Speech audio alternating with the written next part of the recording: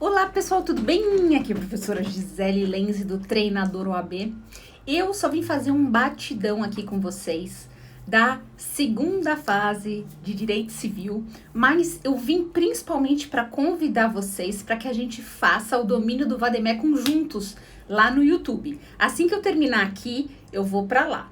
Então, pessoal, o que eu tenho para dizer e respondendo as perguntas que vocês vêm me enviando?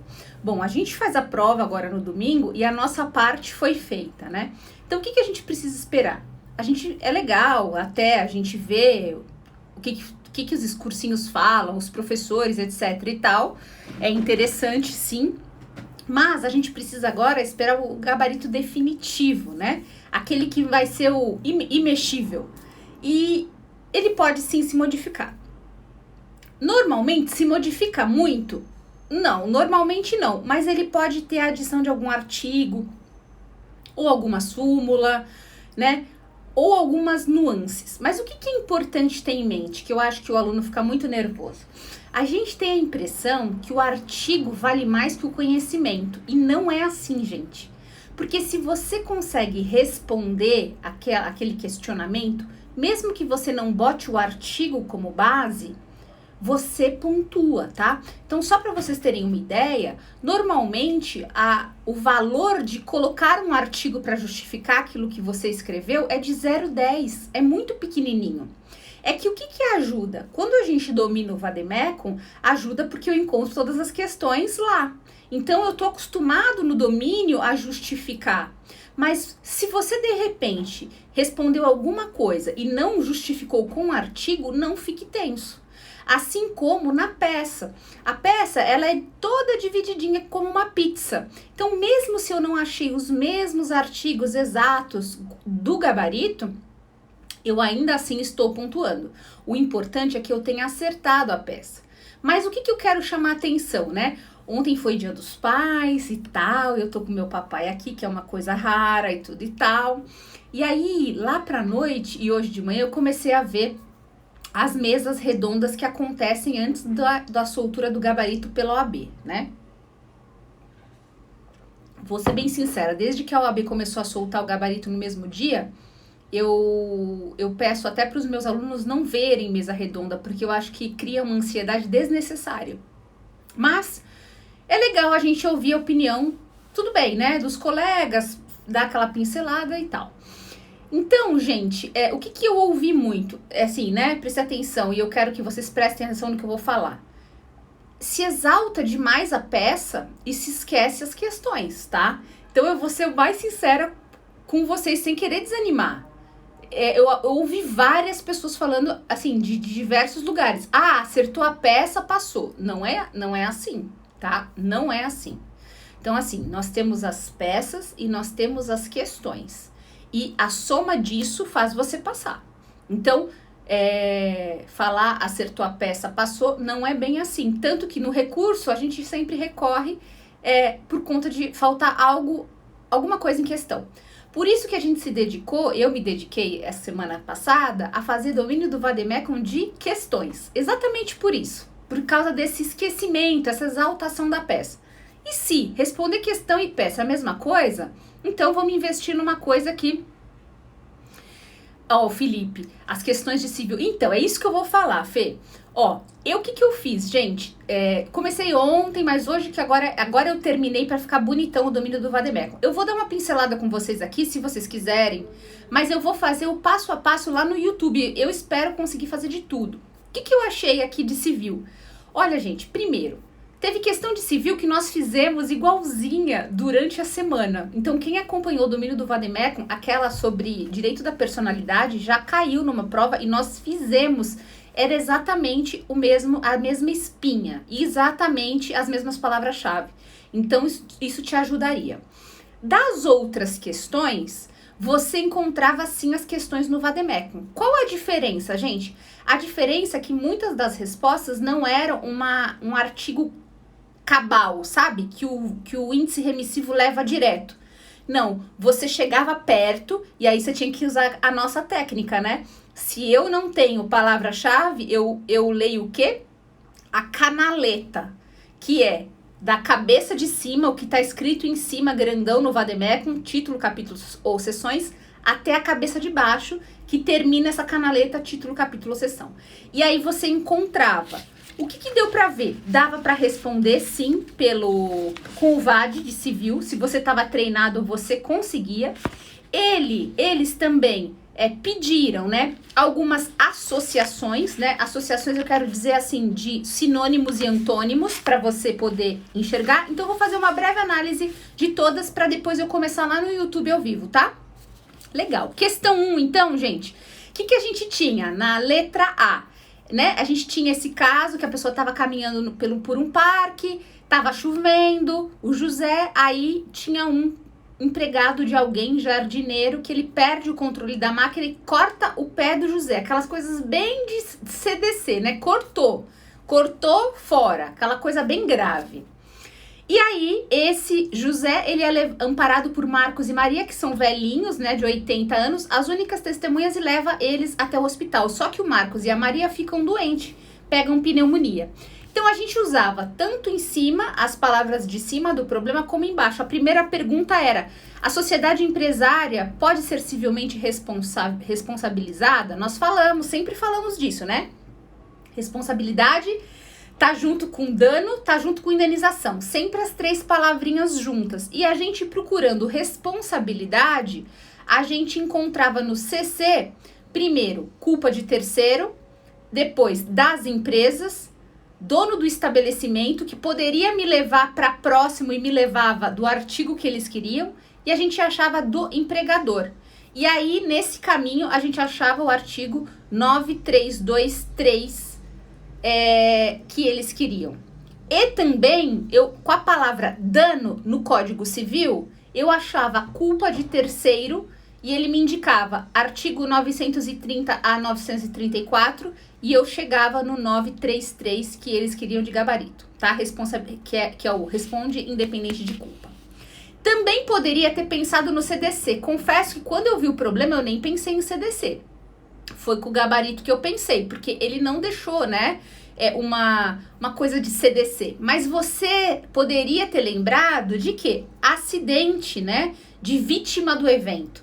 E aí, se você lembrasse de vítima de um evento, aí você caía no CDC. Aí você procuraria no CDC consumidor.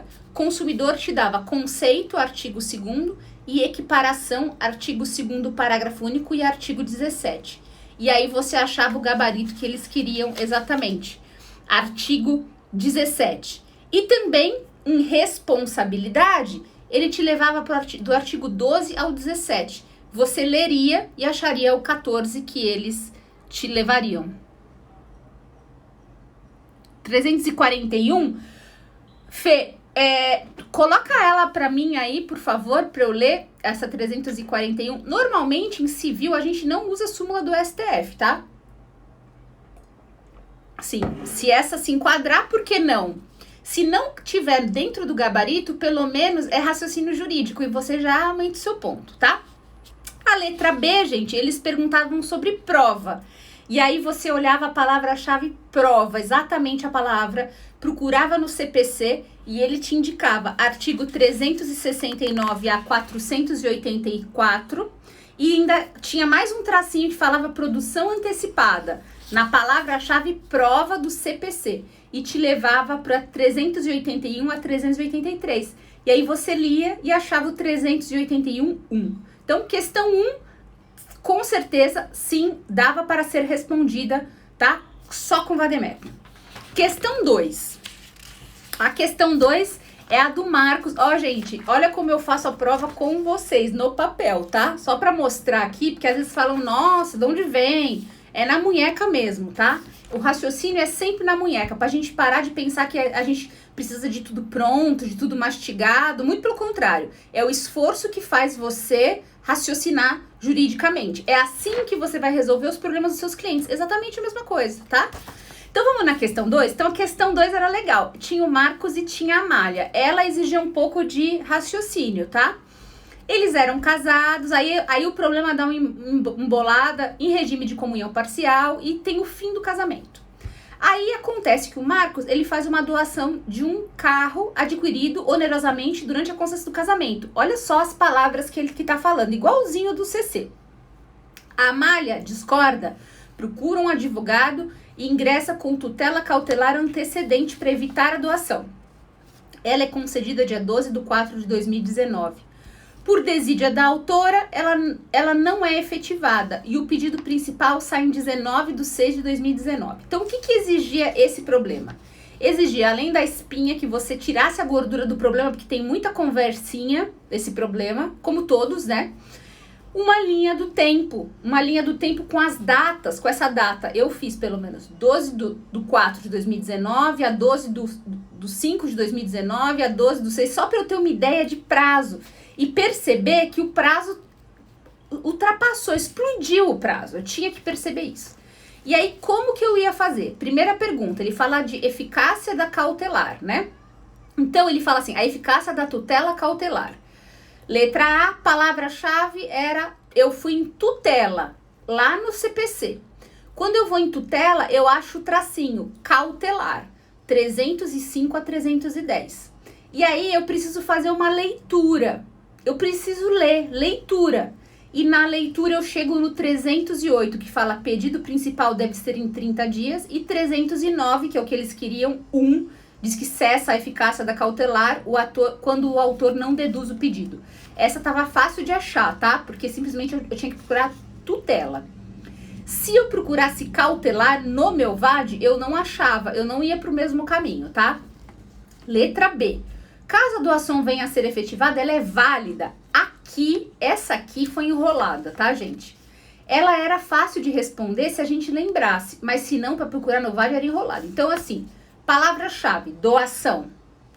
Primeiro, eu pensava em doação, que já tá aqui no problema. Normalmente, eles dão a palavra-chave. Ou então, eu pensava em negócios jurídicos, porque eu tô falando de validade, tá? Ó, o Fê falou aqui, ó, sobre a responsabilidade é presumida a culpa do patrão ou comitente pelo ato culposo do empregado. Ah, eu acho, Fê, que super entra. Tá ótimo, gostei. Mas aí eu só te pergunto, você achou como? O teu vídeo te mandou para essa súmula? Você sabia que essa súmula existia? Ou você foi no índice remissivo do STJ? Depois você me escreve, eu quero saber como é que você chegou nela, tá? O que mais, gente? Só pra... Enquanto o Fê escreve aí, eu vou finalizar esse. Eu primeiro fui no CC doação. Ele me remeteu aos artigos 538 a 564. E um dos tracinhos ali, índice remissivo do CC. Legal, Fê. Eu acho que talvez não seja o gabarito cabal, mas vai te ajudar na pontuação, acredite, tá? Acredite. E aí, qualquer coisa dá pra gente recorrer agora, né? A gente pode recorrer desse primeiro gabarito. Se você quiser, né? Se você precisar, mas se Deus quiser, você não vai precisar de nota, não vai precisar de nada. Mas é uma chance aí de recurso se precisar, tá? Acho que um quadro assim, super legal. Que bom. Aí, gente, eu tava no CC. Aí, veja, às vezes eu não acho o artigo certinho, mas eu acho algo parecido. Tinha um tracinho no meu VAD que falava assim, ó. Quando eu procurei doação no CC. A marido e mulher entram em comunhão. Artigo 1663. Eu posso vir aqui e procurar a cabeça principal. Eu vou chegar nesse artigo e vou procurar a cabeça principal. Eu vou ler a canaleta do que tá escrito grande, a palavrona, índice, capítulo, seção, até a outra índice, capítulo, seção. Eu chamo de cabeça. Então, você vai ler a canaleta.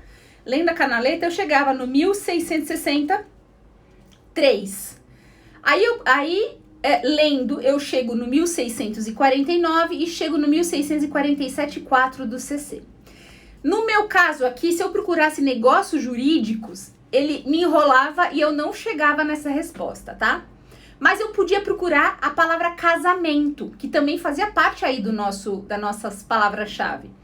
Ele me levava para o 1511 a 1590 e me levava também num tracinho regime de bens, 1658. Então, eu ia até o regime de bens, para achar o regime de bens deles, para ver se eu encontrava. E tinha mais uma possibilidade, essa questão 2, que era procurar a palavra regime de bens. Exatamente a palavra regime de bens. E aí ele fala de disposições gerais 1639 a 1652. Depois ele fala da comunhão parcial 1658 a 1666. Direito dos cônjuges que independem de regime 1642. E aí eu encontro então exatamente o que eles queriam. Se você, de repente, que eu vi algumas mesas redondas falando, lembrasse da outorga uxória direto, seria bom. No meu vademecum, especificamente, eu não encontrei a palavra outorga uxória. Então, eu já deixo a dica aí para vocês, para as próximas provas de concurso público, se Deus quiser, para quem quiser fazer, ou então nas suas defesas, que você coloque essa palavrinha outorga uxória para que fique bem claro aí para você, tá? Onde é que tá. Então, a letra B falava do artigo 1649, que nós já achamos, e 1647, inciso 4, tá? Beleza. Vou para a próxima, que aqui eu só vou dar uma pincelada para você ver junto comigo o seu raciocínio. O 3, tinham 3 personagens, era Augusto, Miguel e o banco, né? Veja que atual, todas as questões, gente, né? A primeira questão se relacionada ao CDC, é bem atual, né? A responsabilidade do empregador sobre o empregado é super atual, em vários aspectos. A 2, se você parar para pensar, é super atual, por quê? Porque os divórcios cresceram agora nesse momento que nós estamos vivendo, né? E aí é importante você saber regime de bens e os direitos de cada qual, e enfim, e todas as questões processuais de urgência, né? Que exigem mais urgência, emergência, seja o que for. E a questão 3 é atualíssima, porque fala de empréstimo. É óbvio que ia ter empréstimo aqui, porque é o que nós estamos vivendo. Tá uma super discussão agora sobre empréstimo e sempre está.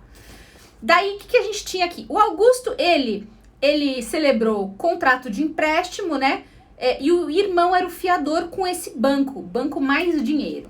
E aí, eles fazem umas contas e não concordam com os índices, os reajustes aplicados, eles ajuizam uma ação, petição inicial, e questionam a atualização. Também dizem que a fiança, que pedem a extinção da fiança porque o réu concedeu moratória a Augusto sem consentimento do fiador. Em contestação, o banco opôs extinção de fiança, fala da responsabilidade solidária dos devedores, fala que não houve excesso de cobrança, que está certa a conta e requer a produção da prova pericial. Meu, essa prova foi bem prática, né? Vamos lá? Letra A, ele pergunta, em relação à extinção da fiança, deve ser acolhida a alegação de Miguel ou do banco? Bom, a palavra-chave que eu foquei foi extinção de fiança. Então, eu fui lá no CC e procurei fiança. E ele me levou para o artigo 818 a 839. Lendo, né? Eu chego nesse artigo, vejo se eu estou na cabeça certa. Lendo as cabeças desses artigos, eu acho uma cabeça chamada extinção. E aí, logo embaixo, está o artigo 838.1, que é o que eles queriam, tá?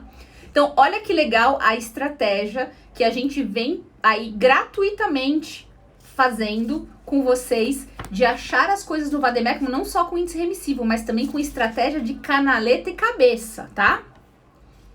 Aí, eu tenho a letra B.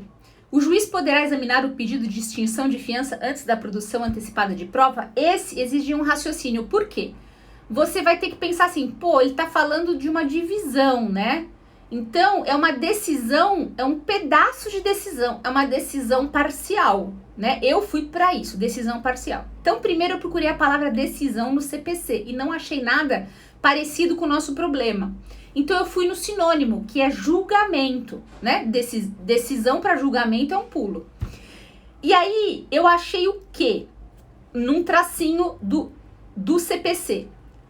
Primeiro tracinho, antecipado, ele indica o 355 e 356, e depois parcial de mérito. Olha como é a importância das palavras, tá? 356. Daí eu li o 356, 2 e era o gabarito. Eu ainda achei o 3551 também, que pode ser um plus, tá? Ele pode ser colocado. Última, questão 4. A questão 4 era sobre a Jane, a gente tinha dois personagens, Jane e Cisforme Limitada, né? Diz que a Jane ajuizou a ação de indenização por dano moral e material. Em petição inicial, ela informa que o marido, Winston, morreu, é falecido há 2 anos. O inventário está finalizado e ele foi modelo. E as suas imagens estão sendo usadas sem autorização para publicidade. Na contestação, o Cisforme, ele alega em preliminar ilegitimidade. E depois, a ausência de prova do prejuízo material e moral. Bom, essa aqui, gente, nós fizemos essa semana, hein? Putz grila, que legal. Para você ver que como o domínio do vade-mecum é como uma bicicleta, né? A gente pode fazer qualquer prova, a gente pode fazer prova até com um CPC antigo. Eu acho que eu resolvi essa semana a prova onde o CPC nem tinha se modificado ainda, mas a gente adequa, porque tudo é problema. Então, beleza. A letra A, palavra-chave, era eu fui primeiro em ilegitimidade, né? Mas, ele fala assim, a alegação preliminar de ilegitimidade deve ser acolhida. Então, a primeira palavra que pulsa é ilegitimidade. Só que nós estamos falando de uma ação de indenização, então eu preciso conhecer isso. Aí, em indenização, eu procuro no CC. E eu procuro no CC direto, mano. Você vai em indenização, tá escrito uso indevido da imagem da pessoa. Artigo 20, tá? Então, aí já matou. E também, o que acontece? Você poderia achar o outro artigo 12 pela leitura da canaleta do artigo 20. Você ia até a cabeça de cima, lia a canaleta e chegava no 12. Ou você procuraria no CC a palavra personalidade, porque aqui tá falando de direito de personalidade. Imagem é personalidade, tá? E aí você acharia a palavra personalidade, teria um tracinho lá, direitos, artigo 11 a 12, e era o 12 que eles queriam. Fim. Letra B. Alegação de mérito referente à ausência de prova de prejuízo deve ser acolhida? Bom, palavras que eu separei aqui para resolver. Ausência de prova de prejuízo. Bom, direto, gente, nós, quando fizemos durante a semana um exercício de domínio de VAD gratuitamente, eu falei para que vocês colocassem esse artigo 403 aí no direito da personalidade, porque alguns vademecums não têm essa remissão, tá? Eu falei, tá gravado, deixei aberto ainda no YouTube para vocês verem. Eu pedi, adicionem ao vademecum. Como é que eu acharia o 403 então? Eu acharia pelo índice remissivo de súmulas. Lá atrás do VAD, eu procuraria a palavra indenização e aí estaria escrito direito à imagem 403. E é isso, gente. Eu, particularmente, não vi grandes problemas nas questões. Estou nas questões, como todo mundo fez peça, eu falei, eu vou fazer as questões com eles com mais carinho. Eu não fiz a peça ainda. A apelação é uma peça boa, uma peça tranquila. Vi alguns alunos reclamando de questão de fundamentação. Eu vou olhar com carinho, mas hoje eu quero dar um mata nessas aqui. Porque eu quero mostrar para vocês que dominando o VAD, eu não precisava saber toda a matéria. Eu precisava dominar o VAD, eu precisava ter raciocínio. E aí eu ia chegar no mesmo ponto, tá? E é legal essa visão, por quê? Porque aí pesa menos as aulas, sabe? Você começa a perceber que você precisa de você. É o seu desempenho ativo na prova de segunda fase. É a prática mesmo. Então, eu tenho que ter uma visão global. Então, para finalizar aqui, o que a gente falou essa semana? E eu vou repetir, né? Se você tá afim, porque é muito importante, gente. É essencial que vocês hoje, né? Depois que passa a prova, vocês analisem sim as questões de vocês e o gabarito que já foi dado, tá? E depois, no definitivo também. Porque a gente precisa ver fresquinho o que a gente pensou. Puta, o que eu pensei na hora? Qual raciocínio eu fiz, né? E eu já peço para vocês fazerem o balanço. Quanto tempo eu fiquei na peça e quanto tempo eu fiquei nas questões. Eu respondi as questões seguidas de 1 a 4 ou eu escolhi? Porque aconteceu exatamente o que eu disse, ó. A questão 1 era tranquila, a questão 2 era truncada. Aí a questão 3 era simples e a questão 4 era simples. Era simples para quem viu, quem estava com a matéria fresca aí de personalidade, né? E quem viu a nossa aula domínio do vademecum que caiu em questões anteriores exatamente a mesma pergunta, tá? Mas sempre começa fácil e aí buraco. E aí isso faz a moral do aluno cair. Aí ele fica desacreditado, ele começa a errar tudo. É igual o goleiro que toma o primeiro frango. Você já viu o goleiro que toma o primeiro frango? Ele tá ótimo. Tomou o primeiro frango, ele começa a tomar um atrás do outro. E com a gente é exatamente a mesma coisa. Por isso que a gente precisa escolher. Claro, comece com a peça. Mas depois que eu vou para as questões, tenho 4. Preciso fazer de 1 a 5? Que toque é esse? Não, eu vou escolher as que eu acho mais simples. Então, por exemplo, se você, eu tenho absoluta certeza, a maioria dos alunos olhou tutela cautelar, já arrepiou a espinha. A 2 você já ia deixar por último, porque ela realmente foi mais difícil de achar a resposta, tá? Aí você ia para 3, que falava de fiança. Aqui foi fácil, pelo menos a letra A. A parte de fiança você achava rápido. A B você já tinha que pensar em decisão, já tinha que ter um raciocínio. Chegou na 4, a 4 era direito da personalidade. Mas se você lembrasse daquilo que a gente sempre fala em aula, né? Relacionado a responsabilidade, indenização e dano, e caiu responsabilidade, indenização e dano em 2 questões. Tu vê como eles gostam disso. Se você tivesse firme em responsabilidade, você matava 4 também com tranquilidade, porque é uma canaleta a personalidade só, muito pequenininha, tá? Pessoal, então eu vou convidar vocês, dentro de alguns instantes, só vou tomar uma aguinha, acabar meu cafezinho aqui, e eu vou começar lá ao vivo no YouTube, tá? O passo a passo, domínio do Vademecum, com a nossa mesa digitalizadora, etc, etc, tá? Um beijo, tchau, tchau.